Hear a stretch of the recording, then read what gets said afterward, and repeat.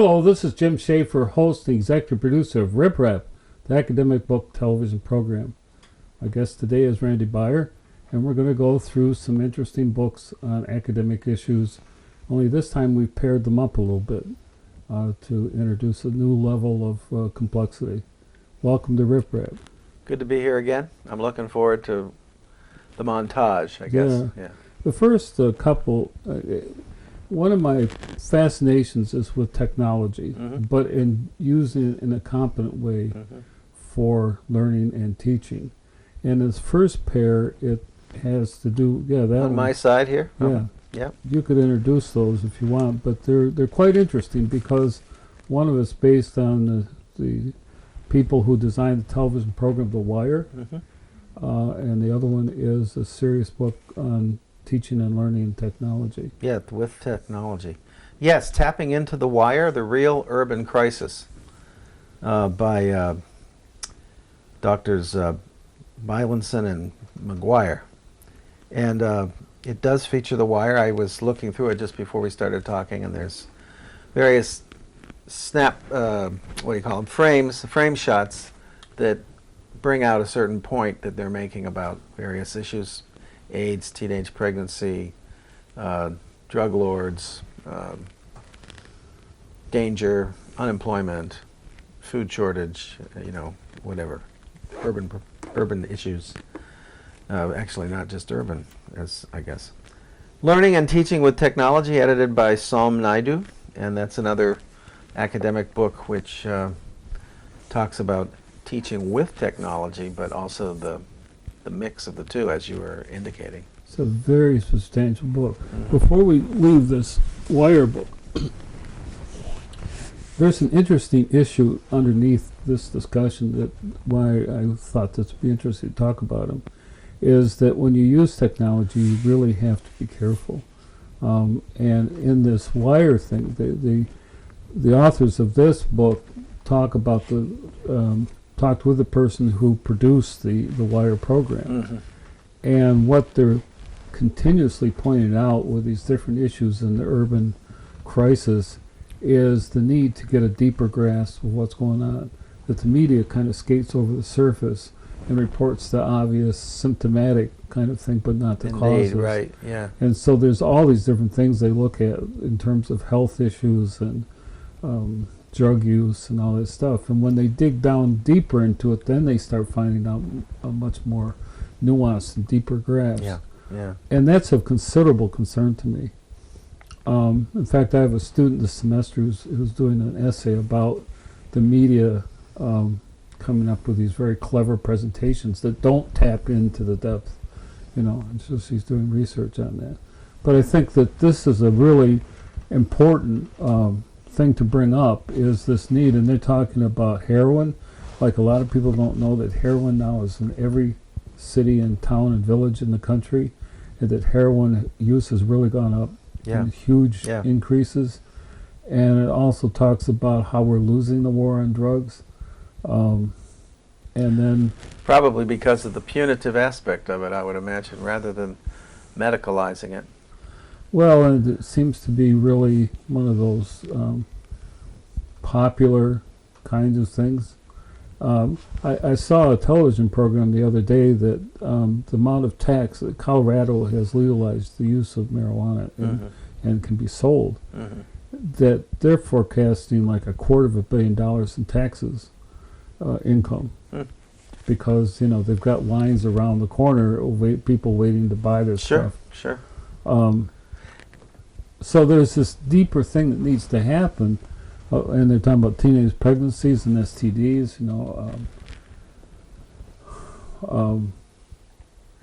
paint and guns, lead poisoning, obesity, like the thing that obesity in this country is an epidemic level. I've read that as many as 60% of the population is obese. And then there's a far deeper thing about how, when you're dealing with the media, of how that should influence the politics. You don't just grab something and then start spewing off. And There was for example, the epilogue is written by, the epilogue is talking about politics as being the second oldest profession. But they're talking about the need to address a broader goal that would address all citizens, all Americans, and their quality of life, Right. and assuring that they do what they need to do. For example, there's a lot of blather about health insurance, and they said uninsured Americans are sicker and die earlier than those who have insurance, and we're certainly in the middle of that. What they call popular Obamacare. Well, society, in the broad sense of the term, has to say this is more important for us, and we've turned to the point where literally corporate interests are much more pertinent or prominent, trying to find the right word, privileged, I guess, than social interests in many ways. I mean, I'm sure corporation people would disagree with me on that, but in general, we've taken a turn that the private sector, corporate profit, if there's ownership and enterprise, that is what will get things done, has become synonymous with action that succeeds, and that municipal entities, municipal institutions, non-governmental institutions can't do it. Well, instead of the media and others blithely reporting about the latest pharmaceutical drug, we need to find out how to deal with the underlying conditions. Mm-hmm. And in this book, they said that there's 52 million Americans with no health insurance and 25 million more underinsured. And one of the real problems with the Obamacare was that people were getting letters from their health and they're upset because their insurance was going to be canceled. The reason it was going to be canceled is because it was so woefully inadequate that it didn't meet the standards for, good care. Yeah.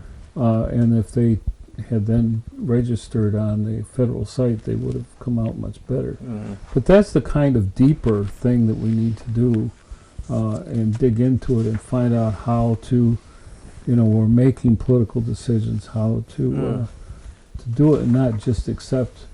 Well, the Wire is particularly successful at having gone into the deeper aspects of issues, yet at the same time it presents things that are very, very real. People making choices that are, tragic, but are sort of forced by their conditions. So I think that's probably what the subtitle is implying: the real urban crisis. The real. We have some huge problems. I mean, just astonishing. Like we're talking about you're quite correct. The reason the United States has has the biggest prison population in the world, Mm-hmm. of 2.2 million a day, and the largest which is unbalanced in the sense of the number of young African American men, or anyway, whatever the age is. What is it, 17 to 35 or something like that? It's completely an imbalance. Well, I was going to mention that in terms of the theme of technology, meaning in this case media, there are some other shows that sort of try to tap into maybe what could be. I mean, if you look at the show Newsroom, which is clearly almost like wishful thinking about the way you want the news to really be. There's even a long diatribe by Jeff Daniels, thanks. The star, the newsman who is the protagonist of this show, and it's about what America could be, an answer to a young woman's question about why is America the greatest country in the world, and he sort of just devastatingly puts down the notion that it is. And he brings up, it brings in real world, it touches real world things like the prison population, like the amount of food food shortage that there is in the United States. The key points of poverty, clean water, all kinds of problems that you say, oh yeah, these exist in the third world, but they actually, the other parts of the world, right? And we're so far as a nation behind not only some of the developed countries, but in some cases the less developed countries. One of the problems that news media have is they have very short-term involvements with things. So something that's sustained and long-term, such as the spill of poison into the West Virginia river waters, is hard to report on, because what are you going to use to spark attention in it each day? That's it. And so they talk about how schools are being shut down because there was this licorice smell of the chemical poison, and you know it's reported that day, and then boring. Yeah, it doesn't have appeal. Yeah, yeah. No matter how good these shows are, in some ways, The Wire. Then there's one on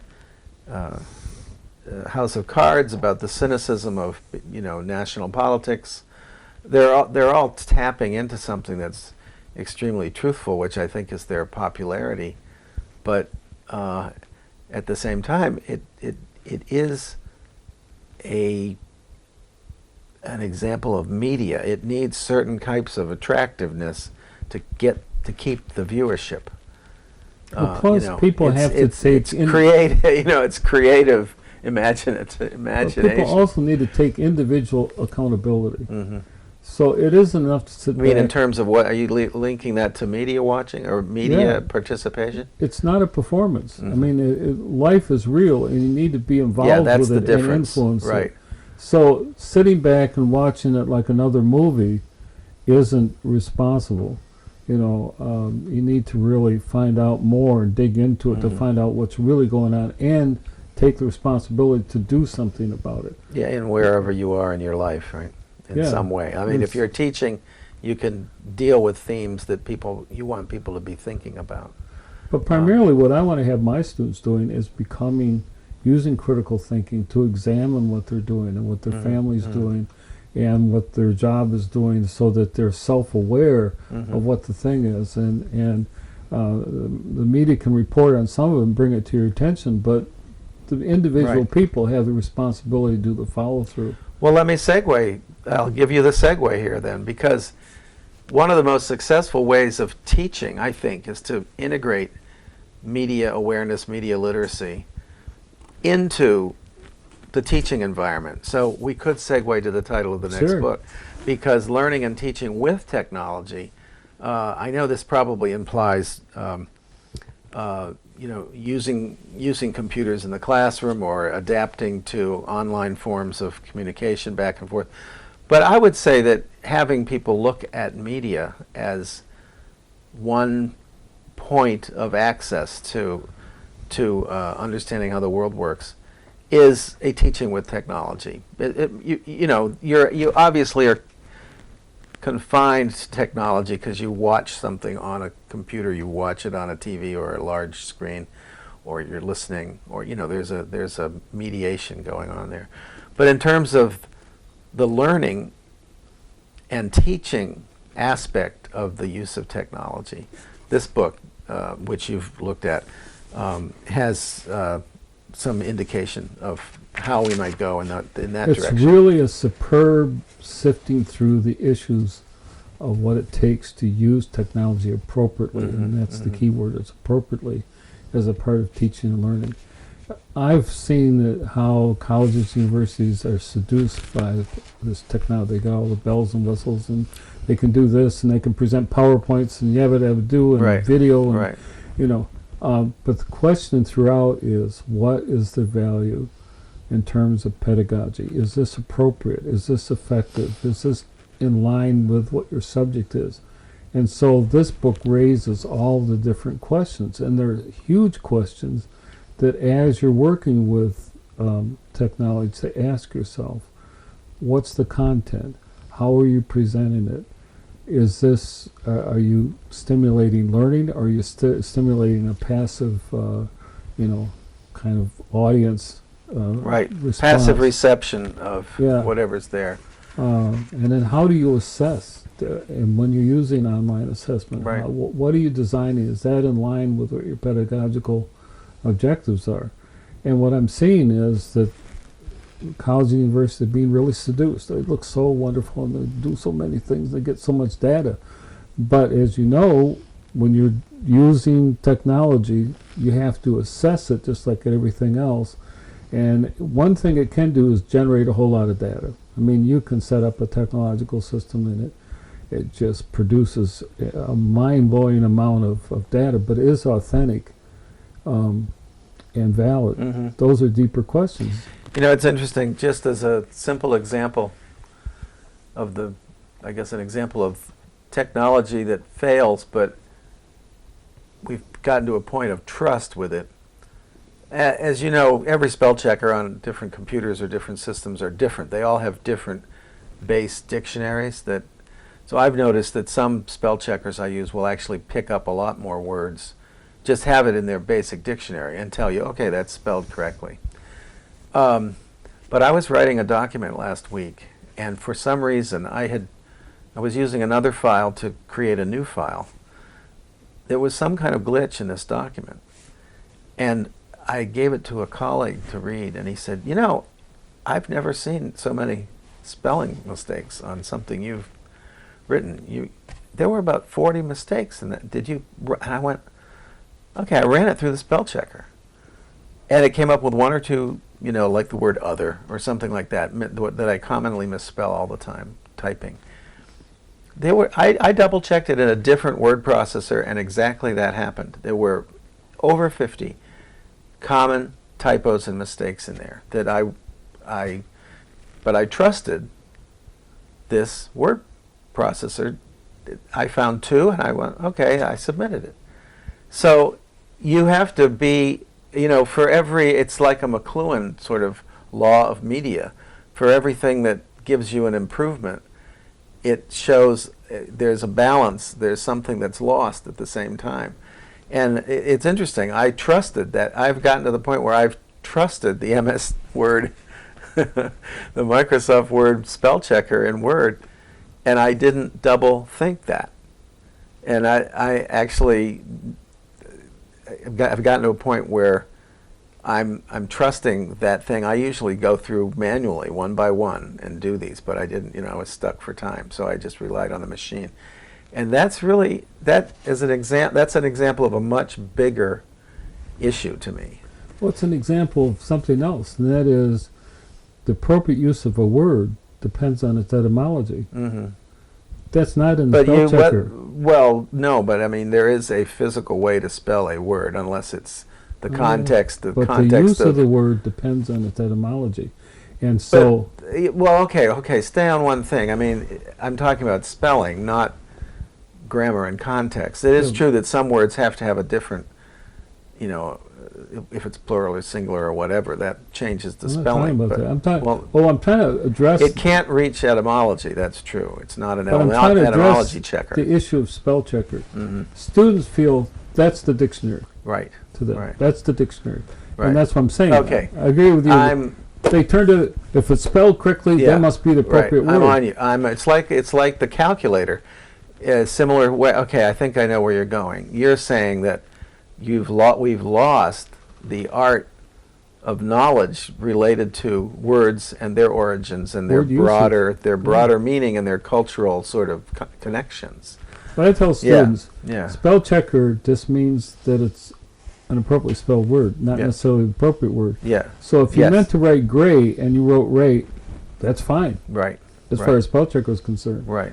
But the finer, deeper thing is whether that's the appropriate word. Yeah. And they don't ask themselves that question because you write gray and what you really mean is murky or something like that, right? Yeah. Or you put you have many other words that would be a more appropriate use of so in that sentence. Using a thesaurus, which would give them more options of words to use, they don't even bother because all they're trying to do is just get it done. Physical. If it passes spell checker, that's it. Yeah. And I think, no, I don't think so. Yeah. Yeah. And so when I'm grading their papers, I'm constantly suggesting alternative words that may be more appropriate for the point that they're making. Yeah. just to get them to start thinking more adequately. But it's a spell checker thing, and that's also what technology can do. It can lull you into, oh, that's okay because it passed the technology test. But did it pass the test of what you're really trying to do? That's Yeah. a much Yeah. harder thing. Yeah, it's interesting how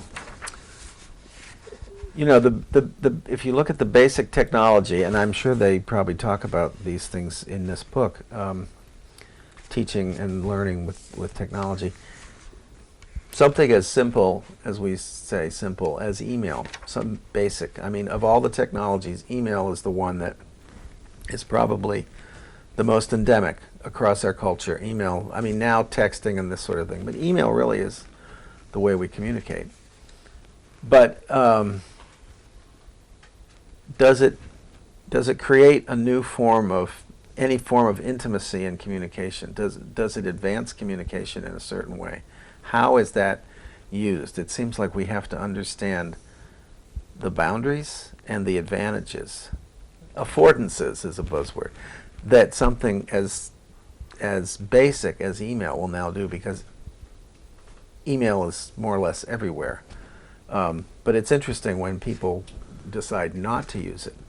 This is not appropriate for email. We need a sit-down meeting. We need to have a face-to-face, diplomatic correspondence or whatever. Or this needs to be in writing rather than on email. And people forget. It has those limits. Exactly, and there's these additional dimensions to the use of technology. For example, emails are eternal. And I tell that to my students. They never go away. Even though you may have deleted it off your computer, it still exists wherever it hit a server, and they've reconstructed, in forensic investigations, they've been able to reconstruct entire email trails of people who did try to eliminate. An example is Governor Christie in New Jersey. They were trying to they were running two sets of email sequences, one on the the governmental yes, right, thing, another one on their personal accounts, and they could reconstruct the whole thing. And this was related to the George Washington Bridge fiasco, which has turned into a major scandal. Yeah. But I'm just saying, when you're using technology, you need to be aware, and that's not self-evident. This is something you have to study in order to appreciate these other dimensions of what you're doing.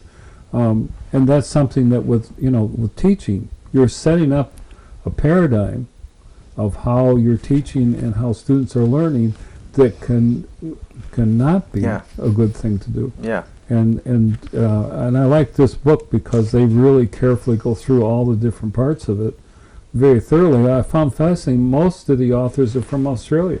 Mm-hmm.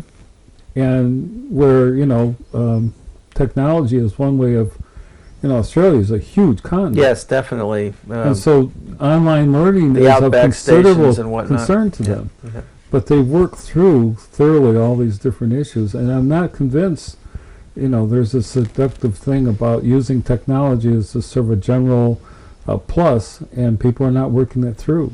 And so I thought it was an interesting thing to combine these two with a discussion of, technology can help, but not totally. There's these other dimensions right. you use that you have to be aware of.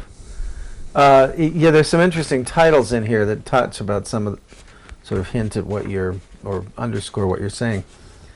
Using interactive video-based multimedia to scaffold learning in teacher education. Like, you can sort of imagine what that might be about, but it still gets to the point when the rubber meets the road. You still have to be out in a classroom face to face. The end result is, you can model as much as you want, but the end result, I'm assuming they'll touch on something like that. And it should not be used, and I've seen this a lot with my colleagues. They're faithfully bringing in a video every class. Mm-hmm. And I'm wondering why. It's obvious to their advantage because they don't have to teach for 45 minutes or something. Right. But, is that a video? And I've heard, I can hear in my classroom sometimes when other people are playing, I'm thinking, why are you doing that? Why? Right. That's popular, or it's kind of eccentric, or it's alluring, or it's, dangerous or something. It really does get down to the core aspects of the curriculum that you're working with, right? I mean, if you're watching a production of sort of, Julius Caesar or whatever, some Shakespeare play, giving somebody the opportunity to see live theater enacted, that's one reason. But if you're doing scenarios or simulations, maybe you don't play it for 45 minutes. Maybe you chunk it so that people can actually Maybe take an analyze it. example out of it, and the students have prepared something Exactly. that they've done, so they have And real maybe, knowledge in of fact, there is a whole thought in technology, in teaching with technology now, that has to do with creativity, that making something actually locks in knowledge to understand how you build, build a visual case. If you're talking about video, as you were, you build a visual story and make a case for your particular argument or whatever the example is that you're trying to work on. Well, I think the reality is that many of the students are immersed in technology and the media and are listening on, iPods and all that stuff. The question then is, but that builds a superficial, self-pleasure kind of thing. But then the question is, well, how can you incorporate that into your pedagogy? And that takes deliberate, careful planning, strategic planning to make it useful, like you were saying, to the point that you're supposed to be teaching, Just plug in another program. And Developing social presence in online course discussions. The use of online assessment in stimulating a deeper approach to learning. Feedback model and successful e-learning. So they're touching on issues that are really core to the process of pedagogy, as you said a minute ago. I mean, feedback's of huge importance because that's where you're listening and observing the impact of what you're doing, and then adjusting your pedagogy to see if there's something that could be done better or more, select different tools. Right. And that's what I'm saying. It's not just a puppet show where you put up something and show it. Well, we've come to the end of another program. Yeah, and we had some good books to review. All right, well, thank you for being on Rip Rap Great to again. be here again, yeah. Okay. We'll get to the other books next time. Yeah.